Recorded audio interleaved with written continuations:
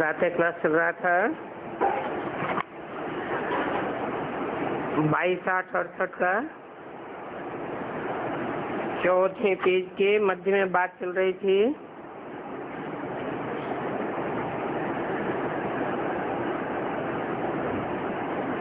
तुम शंकराचार्यों से, सन्यासियों से भी पूछ सकते हो और बता सकते हो कि तुम्हारा धर्म तो अलग है।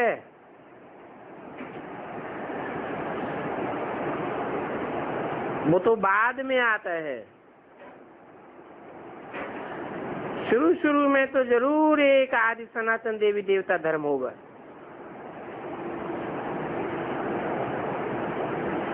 जब आदि सनातन देवी देवता धर्म था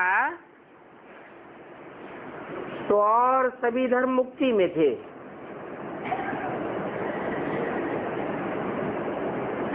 और ऐसे ही अभी भी होगा।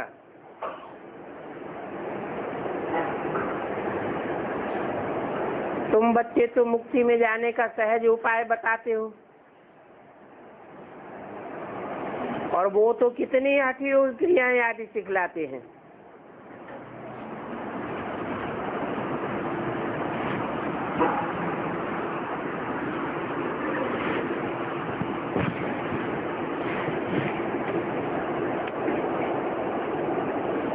उनका तो है ही हठयोग।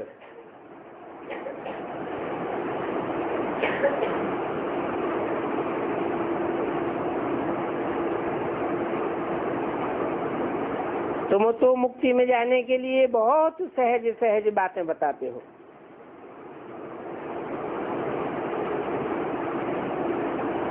कहते हो अपन को आत्मा समझ, अपने परमपिता परमात्मा बाप को याद करो। बाप भी कहते हैं मैं ही एवर पावन हूँ।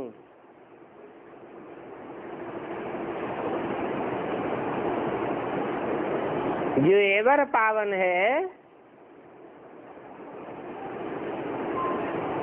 वो ही सभी को पावन बना सकता है।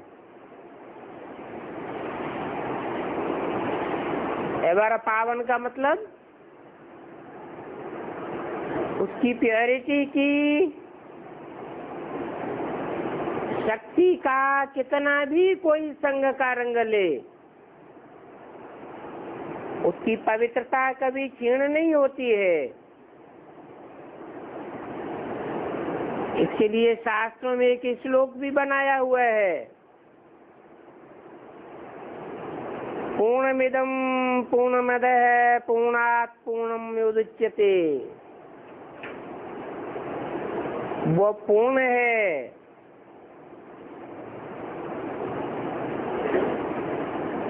पूर्ण में से पूर्ण ले लिया जाए तो पूर्ण ही बचता है, खूटता नहीं है।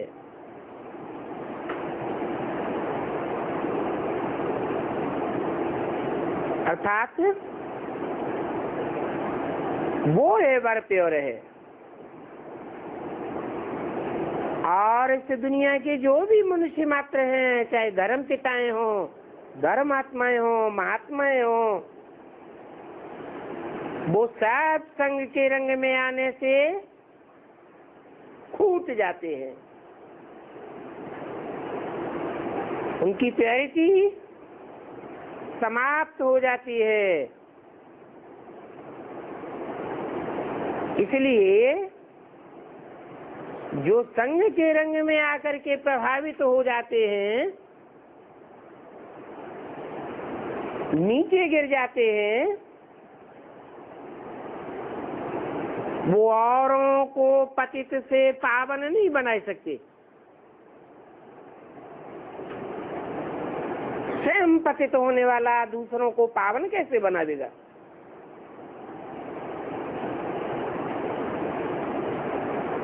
सब जन्म मरण के चक्र में आने वाले हैं, सब सुख भोगने की आकांक्षा रखने वाले हैं।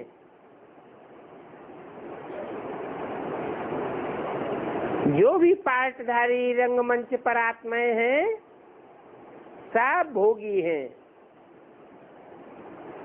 शरीर से सुख भोगते भोगते आत्मा की शक्ति की क्षीणता होती रहती है। एक ही तुरीय शक्ति है सर्वशक्तिवान, जो इस सृष्टि पर आता भी है, पतित दुनिया में आता है, पतित से पतित तन में आता है, फिर भी उसकी पवित्रता की पावर कम नहीं होती है। जो जो आत्माएं उसके संग के रंग में आती हैं, उनमें दिन दूनी रात चौगुनी पवित्रता बढ़ती ही जाती है।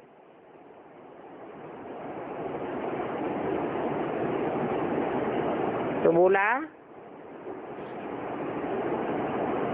कि तुम बच्चे तो उस परम पवित्र बाप को पहचानते हो और उसे याद करने का सहज रास्ता बताते हो।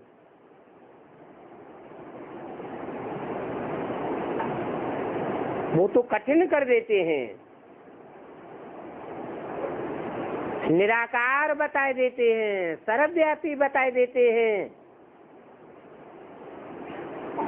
सर्वव्यापी बताने से तो बुद्धि भटक जाती है। कहाँ कहाँ बुद्धि को टिकाएंगे। अभी तो बाप ने सहज रास्ता बताया है कि अपन को आत्मा समझो और इस सृष्टि पर आए हुए साकार बाप को, जो मनुष्य सृष्टि का बाप है, उसे पहचानो।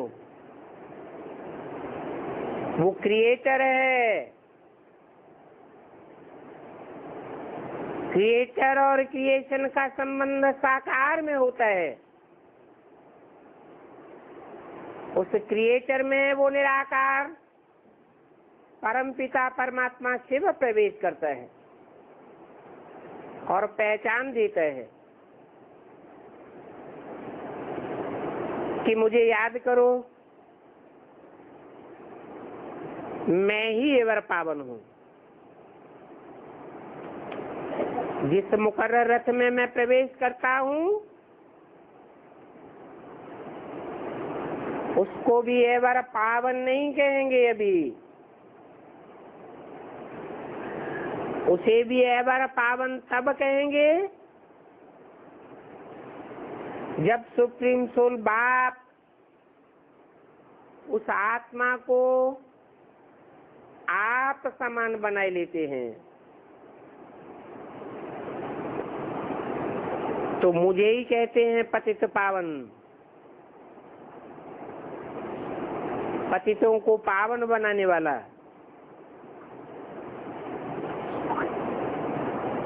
बोलो, अभी तुम सन्यासी अपने देह अभिमान को छोड़ दो, अपन को आत्मा समझो और बाप को याद करो, तो तुम्हारे भी पाप भस्म हो जाएंगे। बस एक ही बात पक्की सुनाते हैं। उस एवर प्योर बाप को याद करो तो तुम्हारे पाप कटेंगे और तुम मुक्ति धाम में चले जाएंगे। कोई भी हो, सभी को यही रास्ता बताओ।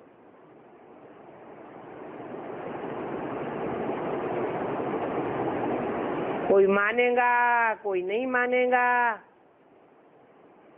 माने न माने, किसी की बुद्धि में अगर थोड़ा भी बैठ जाएगा तो प्रजा में आ जाएगा। नहीं बैठता है तो समझ जाना चाहिए कि हमारे धर्म का है ही नहीं। दो ही अक्षर समझाने हैं, अलफ अर्थात अल्लाह। अल्लाह ऊंच से ऊंच को कहा जाता है।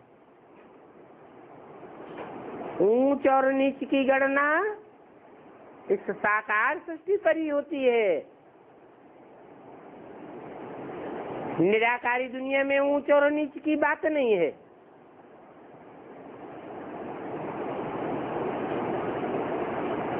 तो अलफ है ऊंच से ऊंच, और वो ऊंच से ऊंच इस सृष्टि पर आता है तो ऊंचे से ऊंचा बादशाह बनाता है।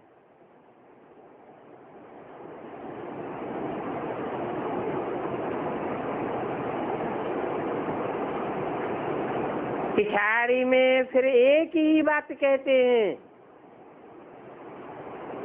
मन मना भव। मेरे मन के संकल्पों में समझ आ। मैं निराकारी स्टेज वाला हूं, तू भी निराकारी बन जा। मैं निसंकल्प स्टेज वाला हूं, तो मेरे को याद करते करते तू भी ऐसे ही बन सकता है। निराकारी बनेगा तो निर्विकारी बनेगा।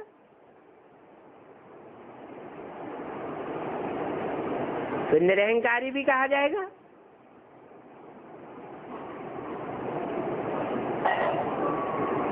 इसलिए एक ही बात बताते हैं कि माम एकम याद करो,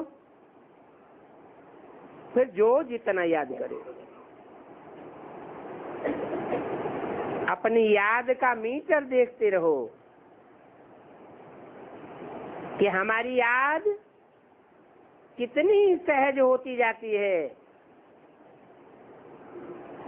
याद में बैठता हूँ तो कितनी देर लगती है मुझे मन को एकाग्र करने में,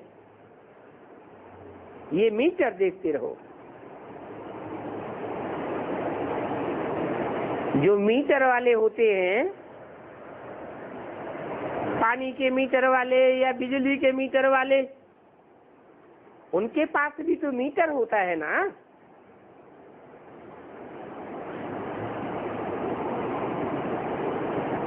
लंबाई को नापने वालों के पास भी मीटर होता है। तो जितने माइल्स का पता पड़ता जाता है, नूद तो होता है ना। तो तुमको तो बहुत थोड़ा समझना और समझाना है। तुम्हारा समय तो बहुत कीमती है। बाप से वर्षा लेने के लिए बार बार बाप को याद करना है, खुद याद करना है और दूसरों का कल्याण भी करना है। समय नष्ट नहीं करना है। ईश्वरीय सेवा में हड्डी हड्डी स्वाहा करनी है। इसके लिए दधीच ऋषि का मिसाल दिया जाता है।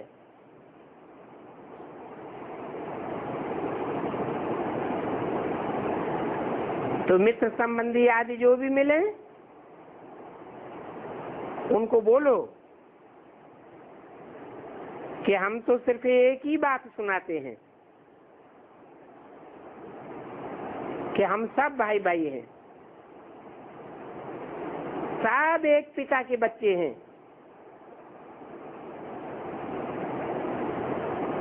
तो हमारा धंधा सो बाप का धंधा।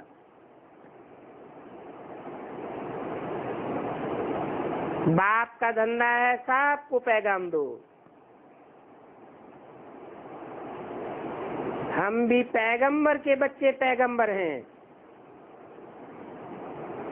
और कोई फालतू बातें नहीं करनी चाहिए। पक्का बुद्धि में बैठाना है कि सिर्फ एक बाप की याद से ही पावन बनेंगे।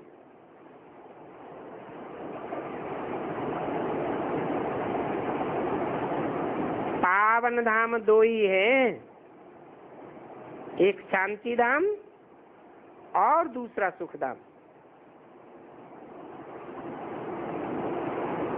ये तो पतित दुनिया है, दुख धाम। अभी फिर बाप कहते हैं कि मुझे याद करो तो दुखधाम को छोड़ करके तुम सुखधाम में ट्रांसफर हो जाएंगे।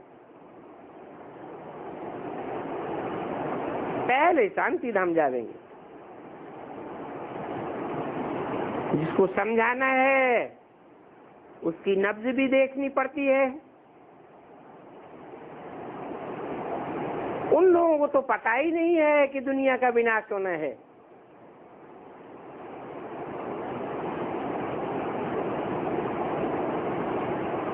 तो पहले ही मर जाएंगे।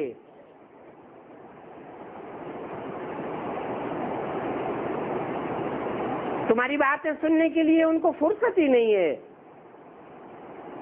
तो विनश्यंती हो जाती है। तुम्हारी तो विजय निश्चित है। तुम्हारे अलावा बाकी सब शांति धाम में चले जाएंगे। ओम शांति।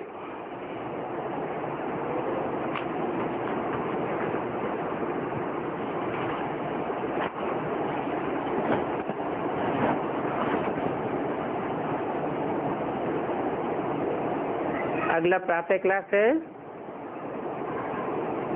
23 अगस्त 1968। रूहानी बाप बैठे रूहानी बच्चों को समझाते हैं।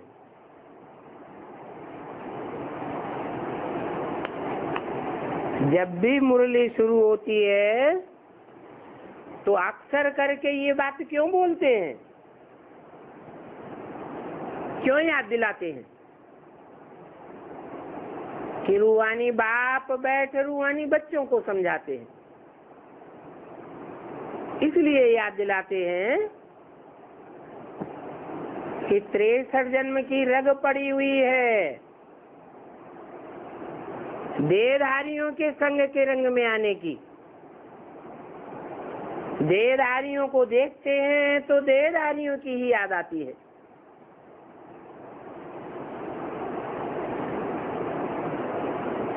यहाँ तो दो बाप हैं। एक है रूहानी बाप, वो भी बेहद का है। बेहद की रूह है और उनका बाप बेहद का। और वो रूहानी बाप इन जिस्मानी आंखों से नहीं दिखाई पड़ता है। इसलिए याद दिलाते हैं कि रूहानी बाप समझाने वाला है और बैठ समझाते हैं। इसमें बैठ समझाते हैं, जिस्मानी बाप में बैठ समझाते हैं। वो जिस्मानी बाप भी मनुष्य सृष्टि का बेहद का बाप है। क्राइस्ट आदि धर्म पिताएं फिर भी 150-200 करोड़ मनुष्य सृष्टि के बाप है। उनकी तो फिर भी हद है, परंतु जिस मुकर्रर रथ में परमपिता परमात्मा रूहानी बाप आते हैं वो तो सारी मनुष्य सृष्टि का बाप है। परंतु समझाने वाला वो मनुष्य सृष्टि का बाप नहीं है, वो जिस्मानी बाप है। मनुष्यों को जिस्म होती है, वो जिस्मों को पैदा करने वाला है। जो जिस्मानी मनुष्य सृष्टि है उसका बीज बोने वाला बाप है।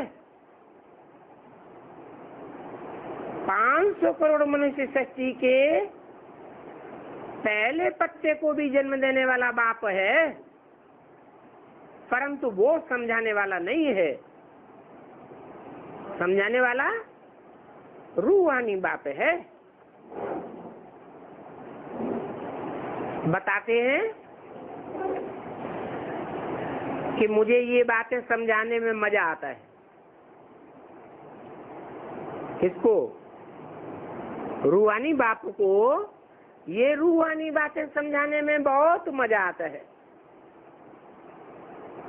और फिर तुम बच्चों को पवित्र बनाने में भी बहुत मजा आता है।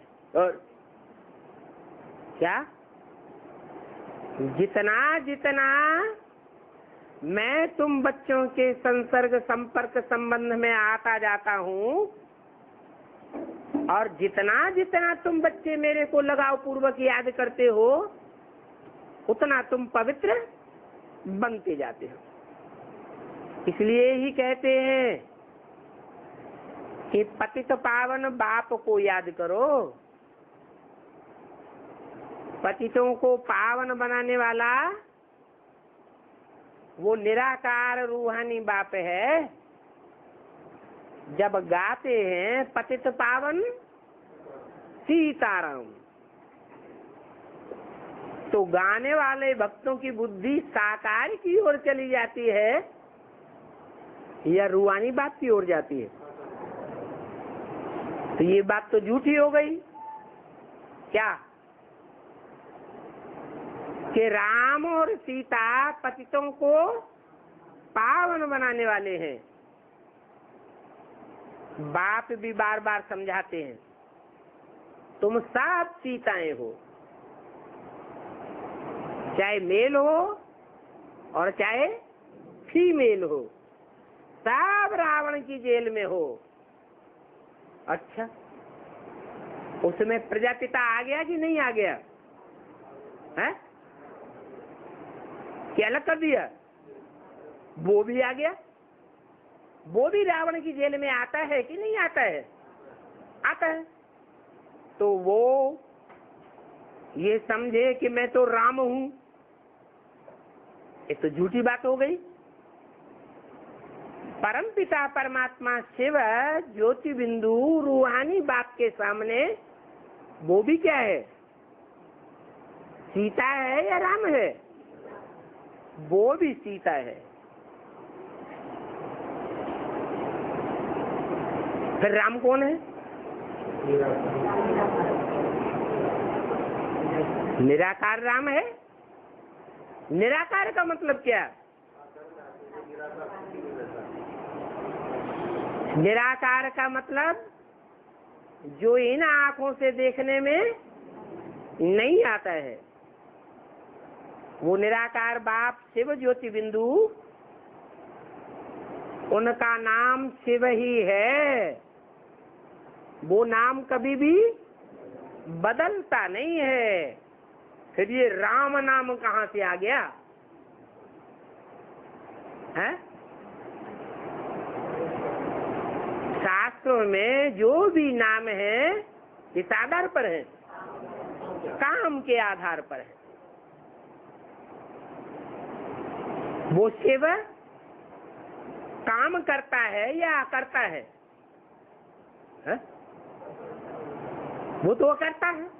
बिंदु क्या काम करेगा?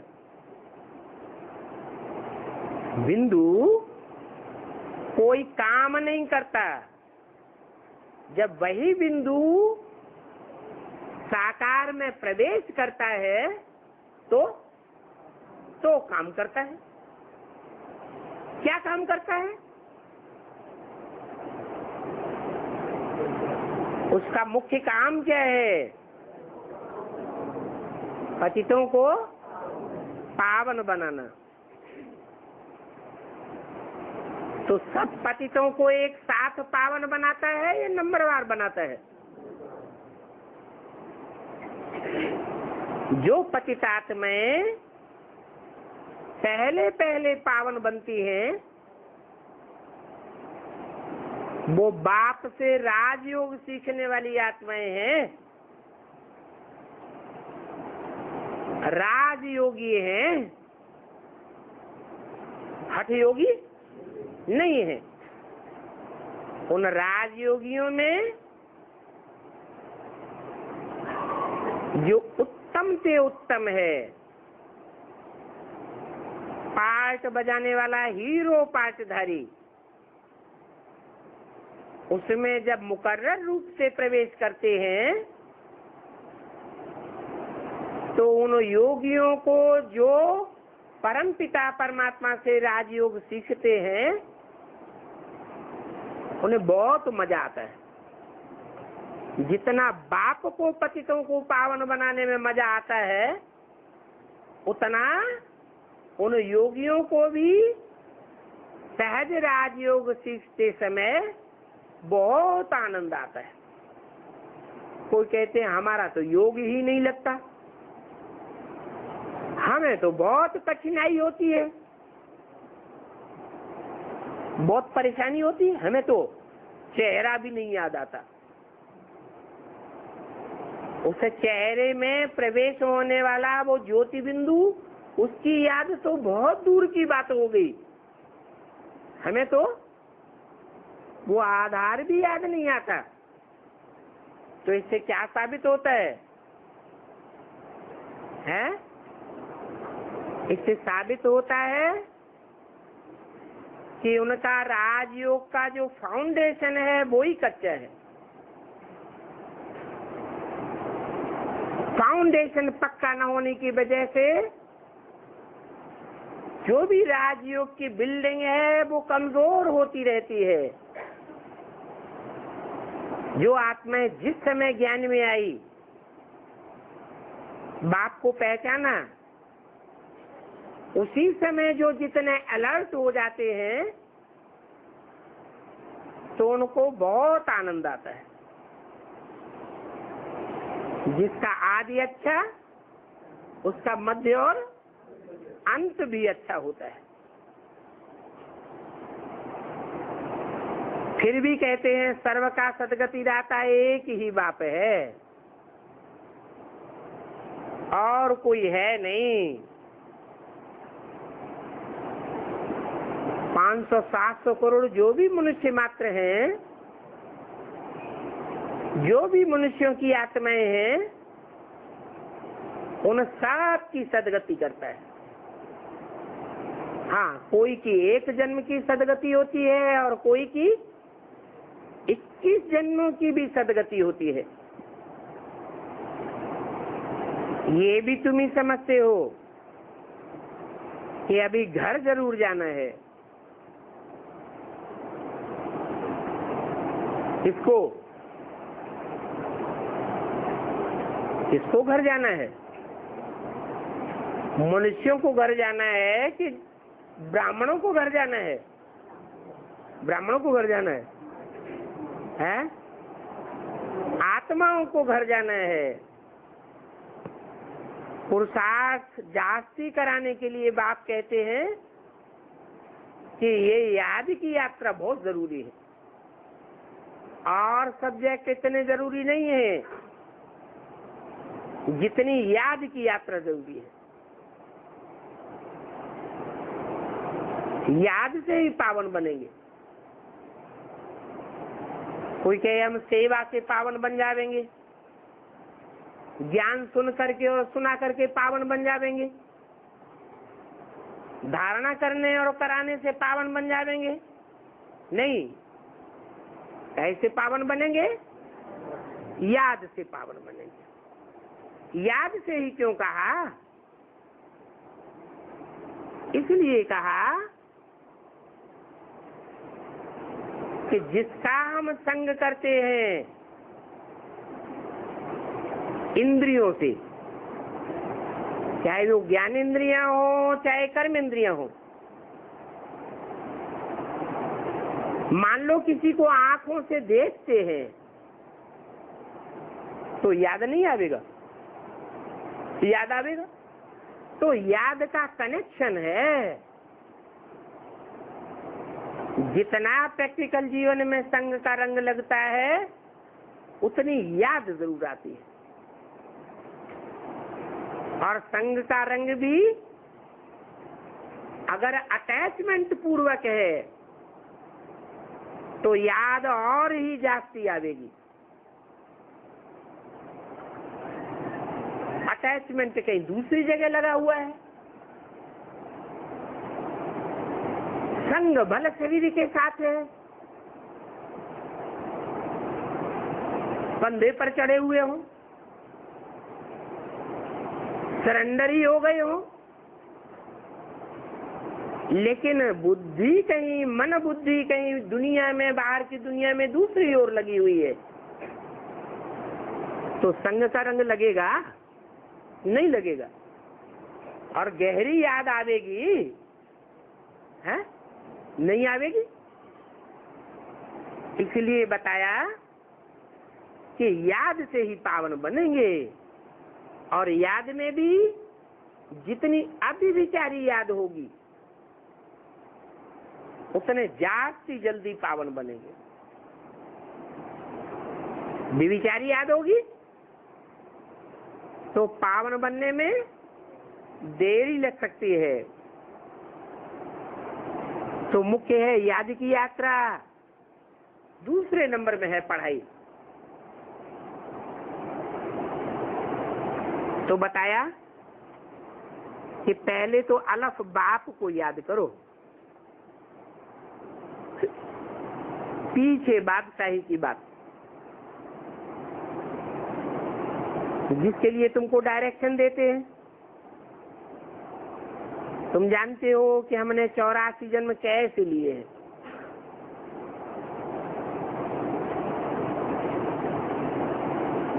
इस बात पर विचार करना है,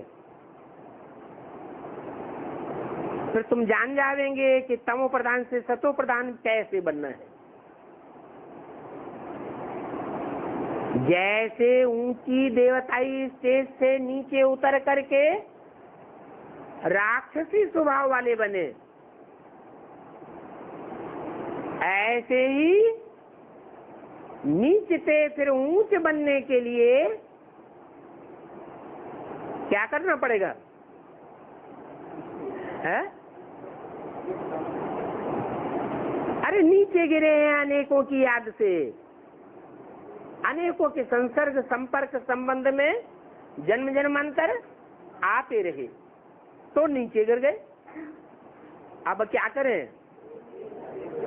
अब जो एक ऊंचे से ऊंचे बाप का हमको परिचय मिला है, जाना है, माना है, स्वीकार किया है, उस एक बात की याद में अगर हम टिकेंगे, टिकने का पुरुषार्थ करेंगे, तो तमो प्रधान से सतो प्रधान जरूर बनेंगे।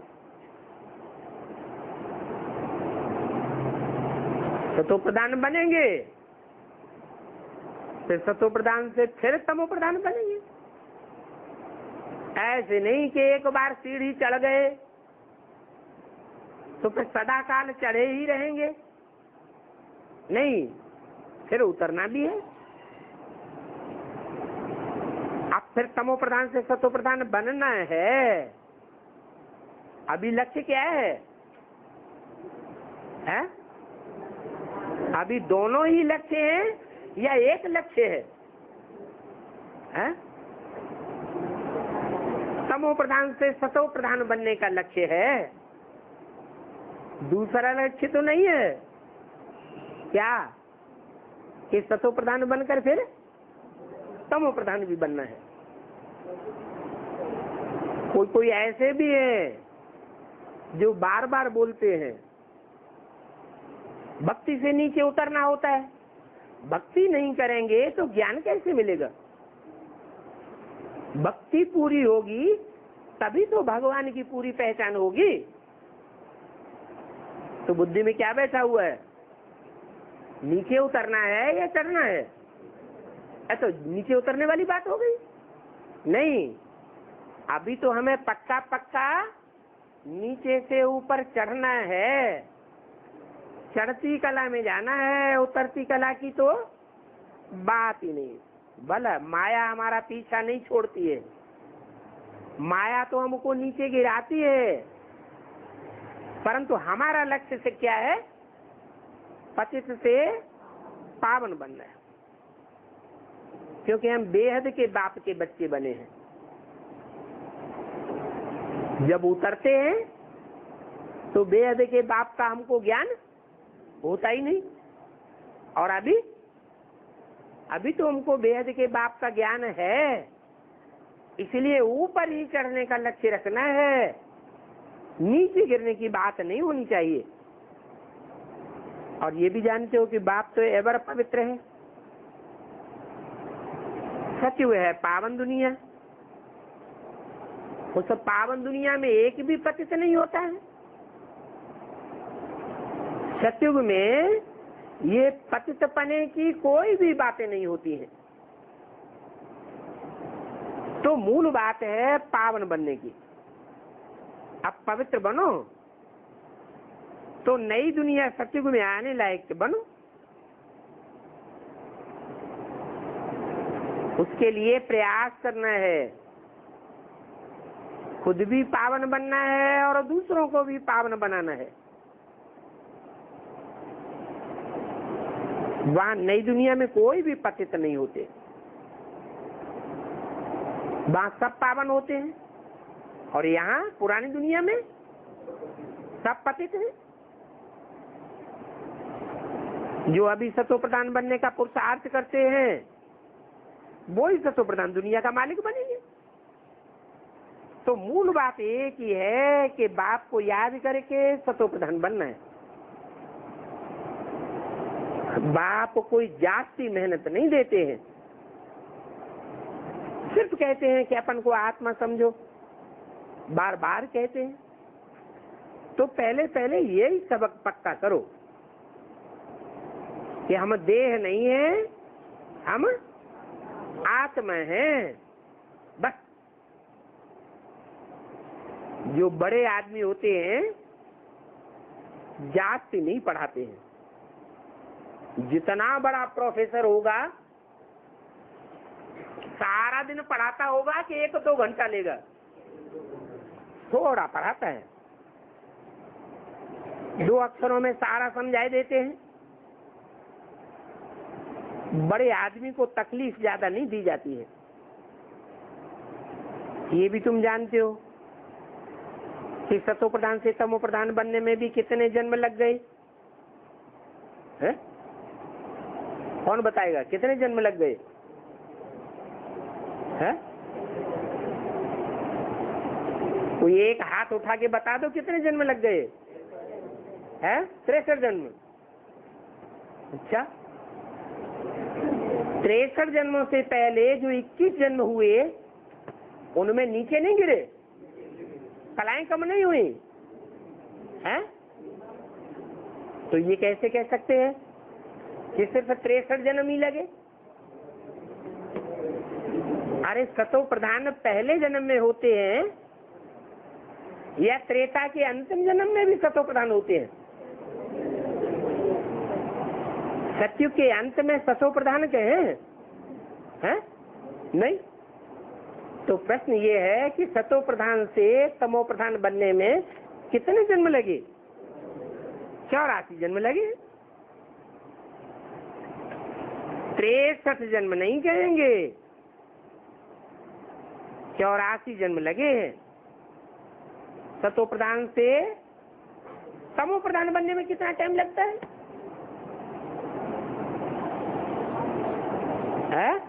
वही 84 जन्म, 5000 साल। तो ये तो तुमको निश्चय हो गया कि पहले पहले हम ही सतो प्रधान थे और दूसरे धर्म वाली जो भी आत्माएं हैं वो सतो प्रधान नहीं थी। हम स्वर्ग के वासी थे। कहाँ के वासी? स्वर्ग के वासी। स्वर्ग के वासी की पहचान क्या हुई? स्वस्थिति में रहने वाले, स्वस्थिति में ही जाने वाले, गमन करने वाले। तो जो स्वस्थिति में गमन करते रहते हैं उनको कहते हैं स्वर्गवासी। अर्थात हम स्वर्ग सुखधाम के मालिक थे। सुखधाम था जिसको आदि सनातन देवी देवता धर्म कहा जाता है। थे तो तब भी मनुष्य, हाथ पांव नाक आंख कान यही सब था ना सब, कि कुछ अंतर था? है। जैसे मनुष्यों को होते हैं हाथ पांव नाक आंख कान, वैसे वहां भी इंद्रियां थी, इंद्रियां यहाँ भी है, परंतु अंतर क्या था? वहां इंद्रियां सतो प्रधान थी, दुख देने वाली नहीं थी, और यहाँ इंद्रियां तमो प्रधान हो गई है, दुखदाई हो गई है, सारा शरीर ही दुखदाई हो गया। जो तमो प्रधान होता है वो दूसरों को ही दुख देता है या अपने को भी दुख देता है? खुद भी दुखी होता है और दूसरों को भी दुख देता है। तो इस समय है आसुरी गुण वाले मनुष्य। ये तो शास्त्रों में धुक्का मार दिया है कि देवताओं और असुरों की लड़ाई लगी। वास्तव में जहाँ देवताएं होते हैं सतो प्रधान, वो कोई से लड़ाई नहीं लड़ते हैं। वहां असुर कहाँ से आए? असुर कहाँ होते हैं? जो आसुरी दुनिया होती है उसमें सब असुर होते हैं, और देवताई दुनिया में सब देवता होते हैं। तो उनकी लड़ाई होने की तो संभावना है ही नहीं। हाँ, देवताओं असुरों की आपस में लड़ाई तब लगी जब देवताओं का राज्य स्थापन हुआ और असुरों का राज्य खलास हुआ। किसी की राजाई जाती है और दूसरे को मिलती है। ऐसी अगर संभावना हो जाए तो जिसका जाएगा वो लड़ेगा कि नहीं लड़ेगा? वो लड़ेगा। देवताएं थोड़ी लड़ाई लड़ते हैं। लड़ाई कौन लड़ते हैं? असुर लड़ाई लड़ते हैं। तो ये तो बाप समझाते हैं कि तुम पहले पहले ऐसे थे, बाप ने आकर के तुमको ब्राह्मण बनाया, नहीं तो पहले क्या थे? हैं? पहले शूद्र थे। शूद्र किसको कहा जाता है?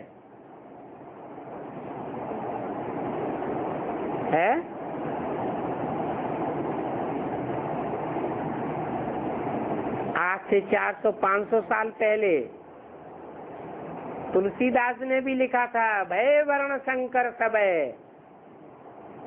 सब वर्ण शंकर हो गए। माना कोई भी पक्का ब्राह्मण या क्षत्रिय नहीं रह गया, मिक्स हो गए, शूद्र बन गए। अभी बाप ब्राह्मण से देवता बनाने की युक्ति बताते हैं। पहले क्या करते हैं?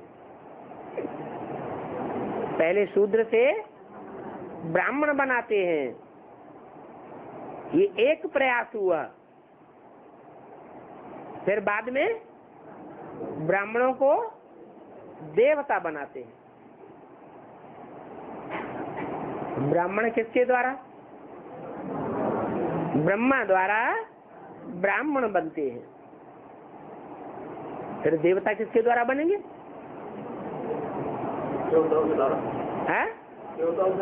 देवताओं से। कौन सी देवताएं हैं जिनके द्वारा हम देवता बनते हैं? ब्रह्मा। है? ब्रह्मा को देवता नहीं कहेंगे? कहेंगे।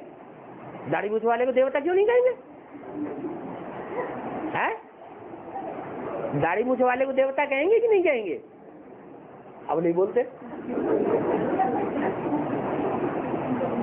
बोला कि वकील के द्वारा वकील बनता है, डॉक्टर के द्वारा डॉक्टर बनता है, इंजीनियर के द्वारा इंजीनियर बनता है। ब्रह्मा के द्वारा ब्राह्मण बनते हैं, ब्रह्मा के द्वारा देवता नहीं बनते। कोई बना क्या है? कोई नहीं बना। क्या ब्रह्मा बाबा देवता नहीं बने हैं? देवता नहीं कहेंगे, क्या कहेंगे? फरिश्ता बने। फर्श की दुनिया वालों से उनका अब कोई रिश्ता नहीं रहा। तो बोला उन देवताओं के लिए कहा जाता है अहिंसा परमो धर्म। उनका परम धर्म क्या है?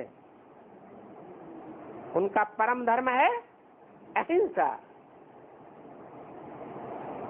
तो वो अब भी लड़ाई थोड़े ही करेंगे, हिंसा थोड़े ही करेंगे। हिंसा की तो बात भी नहीं हो सकती। सतयुग और दैवी राज्य की स्थापना, फिर लड़ाई कहां से आई? जिसके फाउंडेशन में ही अगर लड़ाई होगी तो सारा सतयुग आदि मध्य अंत क्या हो जाएगा? लड़ाई लड़ाई हो जाएगी। तो जो सतयुग की स्थापना करने वाले हैं उनके तो संकल्प मात्र में भी लड़ाई की बात, हिंसा की बात नहीं होनी चाहिए, बाहुबल की बात नहीं होनी चाहिए। सतयुगी देवताएं असुरों के पास आकर लड़ेगा, ऐसा हो नहीं सकता। फिर कौन लड़ेगा? असुर जाकर लड़ेंगे या देवताएं जाकर लड़ेंगे? जो आसुरी संस्कार वाली आत्माएं हैं वो ही खिट पैदा करती है पहले। ये पुरानी दुनिया है। तो जो पुरानी दुनिया है वो नई दुनिया हो कैसे सकती है? भक्ति मार्ग में तो मनुष्य जो सुनाते हैं, सुनते हैं, वो सत्य सत्य कहते रहते हैं। अभी तुम तो कोई शास्त्रों की बातें नहीं सुनाते हो, तुम खुद गीता भी नहीं सुनते हो। क्या तुम ब्राह्मण अभी गीता भी नहीं सुनते हो? आगे तो सुनते थे। आगे माने यज्ञ के आदि में वो ही संस्कृत की गीता के अर्थ बैठ बताते थे, सुनाते थे, और ब्राह्मण बच्चे सुनते थे। गीता सुनने के लिए मनुष्य कितने ढेर के ढेर जाते हैं। बाप कहते हैं कि इनमें तो कोई बुद्धि की बात नहीं है। किसमें? गीता के श्लोकों में भगवान को सर्वव्यापी बताई दिया। ये बुद्धि की बात हुई क्या? भगवान ही अगर सर्वव्यापी होगा तो मनुष्यों की बुद्धि सर्वव्यापी हो जाएगी कि एकाग्र होगी? सर्वव्यापी बन जाएगी।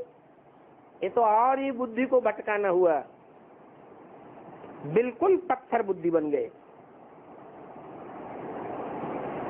इसे कलियुगी दुनिया में सब के सब पत्थर बुद्धि है। सतयुग में तो सभी की पारस बुद्धि कहलाएंगे। वहां राज्य पारसनाथ का है, यहाँ तो राज्य है ही नहीं। पहले करके राजाएं थे, वो राजाएं भी अपवित्र थे। अभी से 100-200 साल पहले दुनिया में किसका राज्य था? प्रजातंत्र राज्य था, राजाओं का राज्य था। अभी तो वो राजाओं का राज्य भी खलास हो गया। राजाएं थे तो जरूर, उनका राज्य भी था, लेकिन वो पवित्र थे या अपवित्र थे? अपवित्र राजाएं थे तो यथा राजा तथा प्रजा भी अपवित्र थी। बल उनको रतन जड़ित ताज था। क्या? ताज तो था उन राजाओं को, रत्नों से जड़ा हुआ ताज होता था, परंतु क्या नहीं था? पवित्रता का ताज नहीं था। लाइट अर्थात पवित्रता नहीं थी। वहां नई दुनिया में तो सब पवित्र थे, परंतु इसका ये मतलब नहीं है कि वहां नई दुनिया में कोई ऐसे पवित्रता का ताज होता है जो सबको दिखाई देता है। ऐसा होता होगा? नहीं। उनके नेत्रों से, उनके मुख से क्या झलकता था? पवित्रता की रोशनी झलकती थी। ये ताज था। जैसे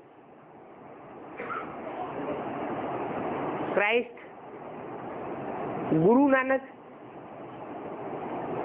शंकराचार्य, जो भी नए नए धर्म पिताएं परम धाम से नीचे उतरते तो पहले जन्म में उनका जो चेहरा था वो कैसा दिखाई देता था? पवित्र देखने में आता था या अपवित्र देखने में आता था? पवित्र चेहरा देखने में आता था। वो लाइट पहले जन्म तक थी। बाद में क्या होता है? बाद में फिर अगले जन्मों में ऐसे नहीं कि वो आत्माएं कोई वापस चली जाती हैं, रहती तो इसी दुनिया में है, लेकिन वो एवर प्योर नहीं है। वो जिसमें भी प्रवेश करती है पतित आत्मा में, और दूसरे मनुष्य जिनके संसर्ग संपर्क में आती है तो क्या बन जाती है? संग के रंग में आते आते पतित बन जाती है। लेकिन परमपिता परमात्मा कभी संग के रंग में आने से पतित नहीं बनता।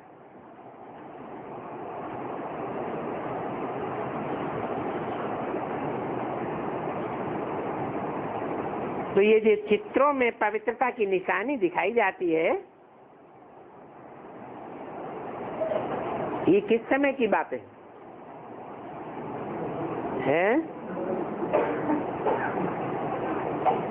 भक्ति मार्ग में जो भी चित्र बनते हैं देवताओं के, वो किस समय की यादगार है? संगम युग की यादगार। संगम युग में जब तुम्हारा ब्राह्मणत्व का पुरुषार्थ पूरा होता है तो तुम ब्राह्मण से क्या बन जाते हो? देवता बन जाते हो।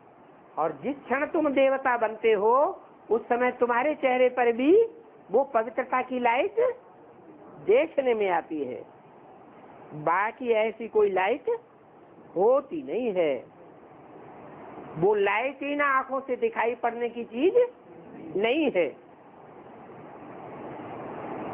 तो इस समय संगम युग में तुम भी पवित्र बनते हो। अभी तुम्हारी लाइट कहाँ है? ये तो सिर्फ पवित्रता की निशानी दिखाई गई है चित्रों में, और चित्र तुम्हारी परिपूर्ण अवस्था की यादगार हैं। अभी तुम पवित्र बनते हो तो तुम्हारे पर कोई लाइट का ताज थोड़ा ही है। हाँ, आत्मा जानती है कि हम बाप से योग रख करके बाप को याद करते करते बाप की जो लाइट है, एवर प्योरिटी की लाइट, वो हमारे अंदर समा जाती है। फिर वहां विकार का नाम निशान नहीं रहेगा। अभी तो विकृति आती है, मन में भी विकार आता है। मन के संकल्प जो बीज है, बीज में ही विकार आवेगा, तो इंद्रियों में भी विकार आवेगा या नहीं आवेगा? आवेगा। जब तुम्हारी ऐसी स्टेज बन जाए कि संकल्प मात्र में भी विकार ना आवे, तो इंद्रियां भी कैसी बन जाएंगी? निर्विकारी बन जाएंगी। निराकारी, निर्विकारी, निरहंकारी कहे जाएंगे। वहां नई दुनिया में तो विकार का नाम निशान भी नहीं होता, वहां तो विकारी रावण राज्य ही खत्म हो जाता है। अभी तो राज्य किसका है? अभी तो रावण का राज्य है, हैं? फिर क्या कहें, राम का राज्य नहीं है, हैं? राम का राज्य नहीं है। 7 सीताओं के ऊपर रावण का राज्य है, राम का राज्य नहीं कहेंगे। सतयुग में रावण का राज्य होता ही नहीं है। यहाँ तो रावण दिखाते ही हैं, ये सिद्ध करने के लिए कि रावण का यहाँ पर ही राज्य होता है, और हर साल रावण को जलाते हैं। ऐसे नहीं कि एक साल रावण जल गया तो फिर खलास हो गया, इसका क्या मतलब है? ये हर साल जलाने की जो प्रथा है, परंपरा है, ये कहां से आई है? अरे थोड़ा सा बोले, संगम से आई। कैसे? हम जितना राम संप्रदाय के भांति बन करके ज्ञान बाण छोड़ते जाते हैं, रावण अंदर अंदर से जी से जल मरता है, जलता जाता है। क्या अंदर अंदर जल रहा है कि नहीं जल रहा है? या उन बाणों का उसके पास कोई जवाब है? नहीं जवाब है तो जलेगा ना। परंतु फिर क्या करता है? जलेगा तो भस्म हो जाना चाहिए, राख बन जाना चाहिए, फिर अगली साल और बड़ा होकर के कहां से आ जाता है? हैं? वो भक्ति मार्ग का आडंबर और इतना जास्ती बढ़ाता है, पाम्प एंड शो ईश्वरीय सेवा के नाम पर इतना जास्ती बढ़ाता है कि रावण का और ही बड़ा विकराल रूप हर वर्ष सामने आ जाता है। तो यहाँ की यादगार है भक्ति मार्ग में कि रावण का हर वर्ष पुतला बड़ा बनाते जाते हैं, जलता ही नहीं है। जब तुम रावण पर जीत पालेंगे तब रावण नहीं होगा। परंतु तुम तो अहिंसक हो, तुम्हारी जीत कैसे होनी है?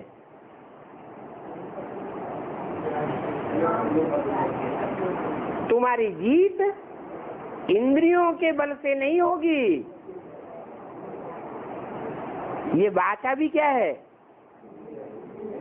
वाचा भी जो जिह्वा इंद्रिय है, वहां से वाचा निकलती है। वाचा से जीत नहीं होगी, कोई भी इंद्रियों से जीत नहीं होगी। कैसे जीत होगी? है? अरे योग लगाने के लिए इंद्रियां मुख्य है या मन मुख्य है? मन मुख्य है। तो मन जब तुम्हारा एकाग्र हो जाएगा तब तुम्हारी रावण पर जीत हो जाएगी। तो योग बल से तुम्हारी जीत होती है।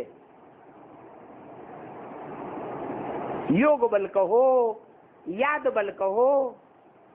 याद कैसे करना है?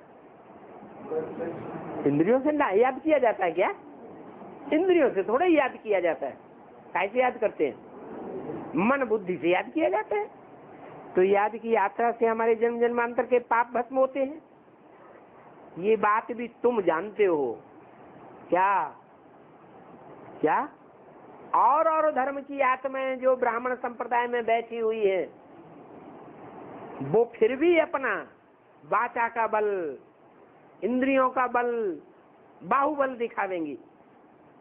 लेकिन तुम्हारी बुद्धि में तो बैठा हुआ है क्या कि मन के मौन से नई रंगत निकलेगी।